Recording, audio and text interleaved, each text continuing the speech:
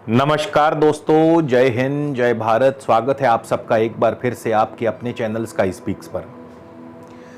आज बात करेंगे मिथुन लगन की कि मिथुन लगन के लिए मई 2022 कैसा रहेगा। आपकी सेहत, आपका स्वास्थ्य, नौकरी, कारोबार, आपकी शिक्षा, आर्थिक स्थिति, सभी विषयों पर बारी बारी से हम चर्चा करेंगे दोस्तों। और इसके अलावा आपका भाग्य इस बार कैसा रहेगा, कितना का आपके साथ रहेगा, कौन सी दशा अंतरदशा में आपको क्या फल मिलने वाला है, और सबसे अंत में उपाय की भी बात करेंगे। तो कहीं मत जाइएगा, वीडियो को शुरू से लेके अंत तक ज़रूर देखिएगा। आप लोग जब वीडियो स्किप करके देखते हैं तो वीडियो का असल मतलब आप समझ ही नहीं पाते हैं, फिर आप कमेंट्स में प्रश्न पूछते हैं ये कैसे वो कैसे। तो बेहतर है पहले वीडियो को शुरू से लेके अंत तक देखिए। इसके अलावा यदि आप मुझसे किसी भी प्रकार का निजी परामर्श लेना चाहते हैं अपनी जन्मपत्री के संबंध में, तो स्क्रीन पर मेरा व्हाट्सएप नंबर दिया है। आपसे निवेदन है, कृपया इस नंबर पर व्हाट्सएप के माध्यम से आप मुझे कंसल्टेशन या फिर परामर्श टाइप करके, लिख करके मैसेज कर दीजिए। इसके आगे की पूरी प्रक्रिया व जानकारी आपको उत्तर में भेज दी जाएगी। उसके पश्चात आप चाहें तो अपना अपॉइंटमेंट बुक करवा सकते हैं, शुल्क लागू रहेंगे। इसके अलावा हमारी वेबसाइट है www.skyspeaks.in। आप हमारी वेबसाइट के माध्यम से भी अपना अपॉइंटमेंट बुक करवा सकते हैं। आगे बढ़ने से पहले बताना चाहूँगा कि ये जो गोचर फल है मिथुन लगन के जातकों के लिए, अर्थात जिनका भी मिथुन लगन में जन्म हुआ है उनके लिए है। और अगर आपको अपनी दशा अंतरदशा मालूम है तो ये बहुत अच्छी बात है, क्योंकि प्रत्येक ग्रह अपनी दशा अंतरदशा में अपना फल जो है प्रभावी ढंग से देता है। तो सबसे पहले सेहत और स्वास्थ्य की बात करेंगे। उसके लिए लग्नेश को देखा जाएगा, यानी कि बुध को। और यदि आपको लग्नेश की दशा अंतरदशा चल रही है तो बुध आपको कैसा और क्या फल देने वाले हैं। सबसे पहले तो इस महीने बुध आपके 12वें स्थान में, आपकी भागा दौड़ी जो है वो बनी रहेगी। और बुध इस दौरान कृतिका नक्षत्र में है, सूर्य के नक्षत्र में। भागा दौड़ी के साथ साथ सूर्य ग्रहण योग में है, 11वें स्थान में। सेहत का ध्यान रखें। खास करके मिथुन लगन वालों को बुध, जिनका बुध प्रधान होता है, उनको दिमागी बर्डन बिल्कुल नहीं लेना है, क्योंकि मिथुन राशि ये हमारे न्यूरो पार्ट को रिप्रेजेंट करती है। बुध जो है ये हमारी न्यूरल एनर्जी को रिप्रेजेंट करते हैं। तो ज़्यादा ओवर बर्डन, ओवर टेंशन आपके लिए दिक्कतें बढ़ा सकती हैं। बुध 12वें स्थान में है, बुध वक्री होने वाले, 10 मई को वक्री होंगे। इस दौरान चंद्रमा के नक्षत्र में जाएंगे। चंद्रमा के नक्षत्र में आपकी आर्थिक स्थिति मजबूत होगी, लेकिन बहुत जल्द ही 10 मई को बुध वक्र हो जाएंगे। फिर 14 मई को वापस कृतिका नक्षत्र, सूर्य के नक्षत्र में चले जाएंगे। तो सूर्य भी जो है आपके तृतीयेश होकर उस समय 12वें स्थान में आ चुके होंगे। तो क्या होगा, आपकी भाग दौड़ बनी रहेगी, व्यर्थ की भाग दौड़, जिसका कोई आउटपुट नहीं निकल पाएगा, कोई रिजल्ट नहीं निकल पाएगा, जिसकी वजह से ओवर टेंशन, ओवर बर्डन आप लेने पर मजबूर हो जाएंगे, जिससे कि आपको बचना है। तो बुध की दशा अंतरदशा कुछ इस प्रकार से फल देगी। हाँ, जिनका विदेशी व्यापार है थोड़ा बहुत, तो वो ठीक ठाक चलता रहेगा। कारोबारी स्थिति की बात करें तो इसके लिए दशमेश को देखा जाएगा, बृहस्पति को, यानी कि देखा जाएगा बृहस्पति की दशा अंतरदशा क्या फल प्रदान करेगी।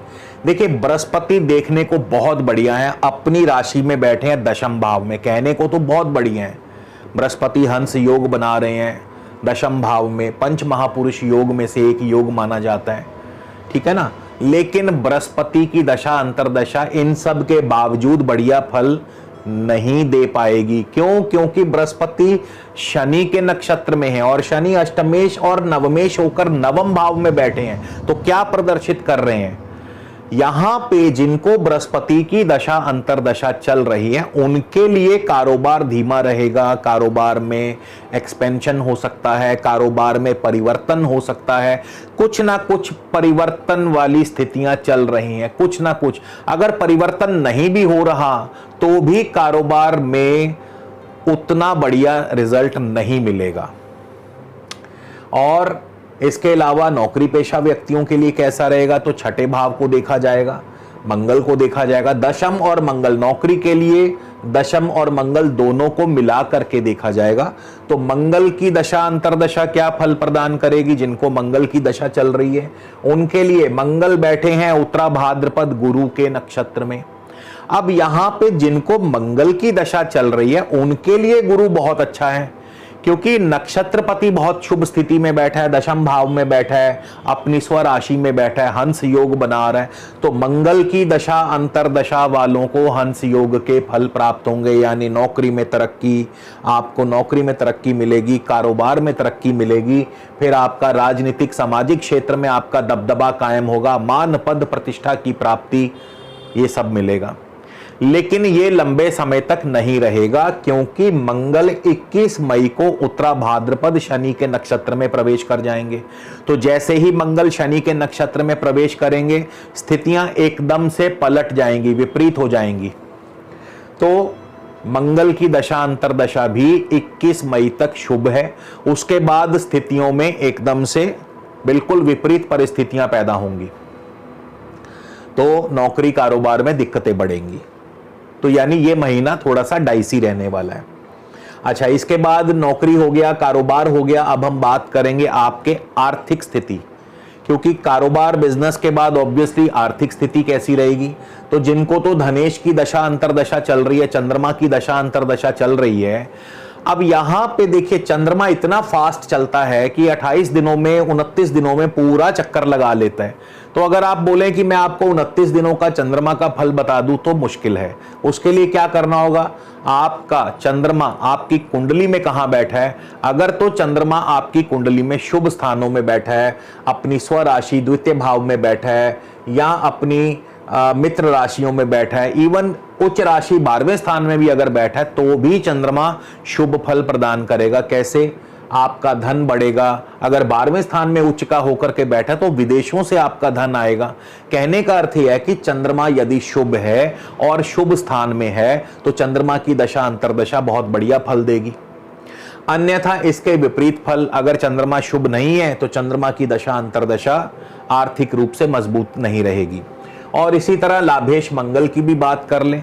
अब मंगल के बारे में जैसा मैंने बताया, मंगल जब तक तो गुरु के नक्षत्र में है तब तक तो बहुत बढ़िया फल देंगे, शुभ फल देंगे।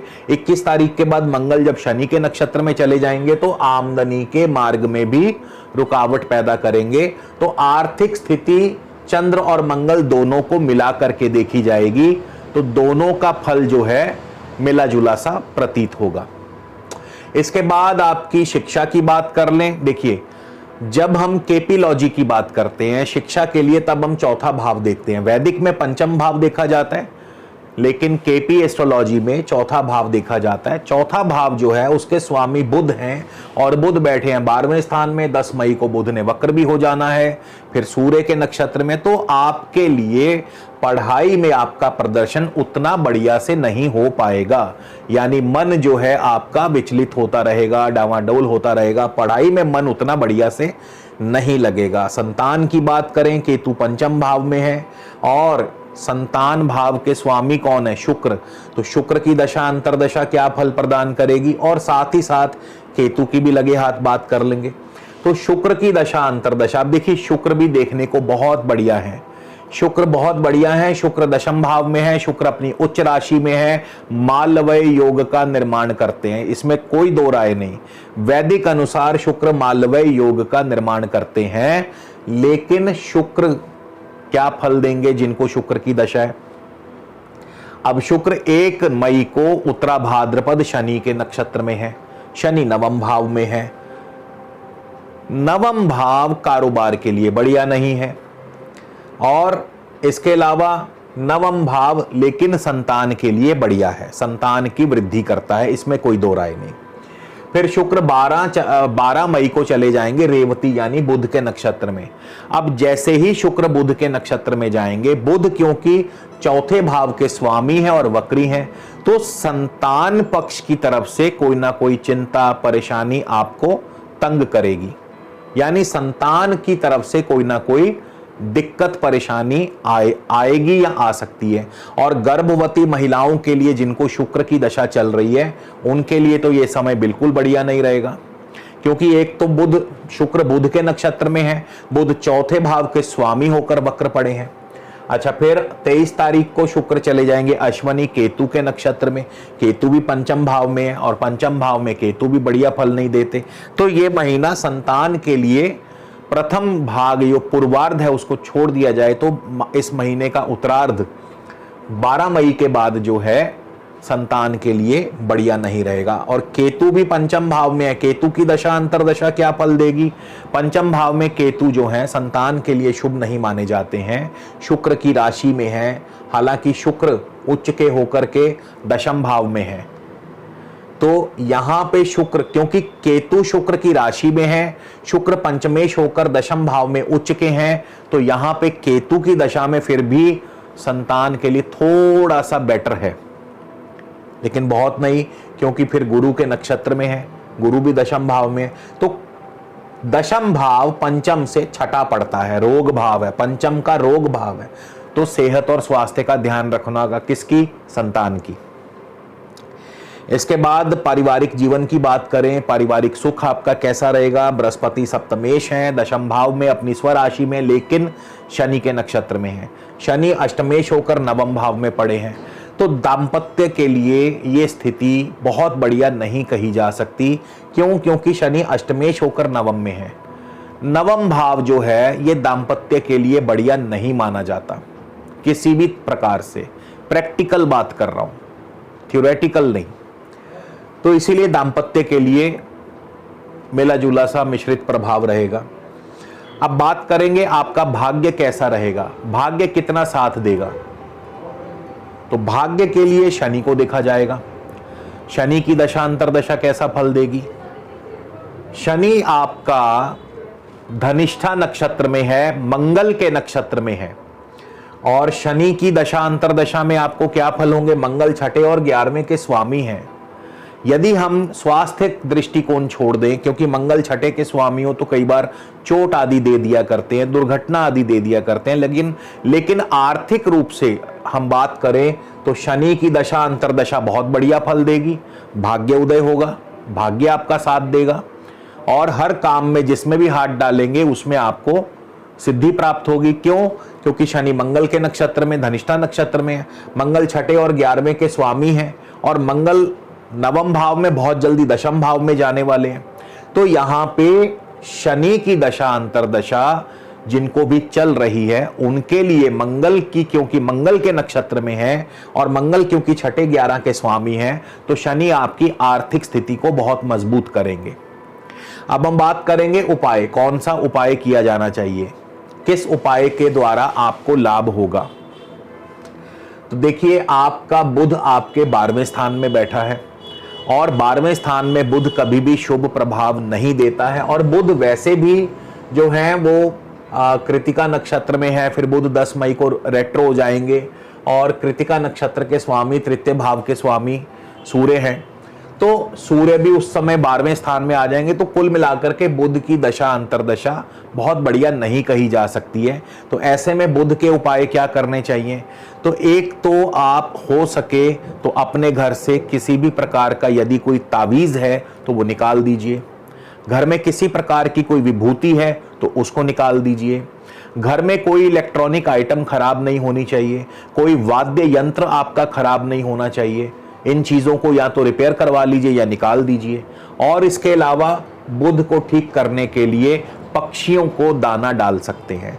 तो इन उपायों से बुध का इलाज होगा और बुध आपको शुभ फल देंगे।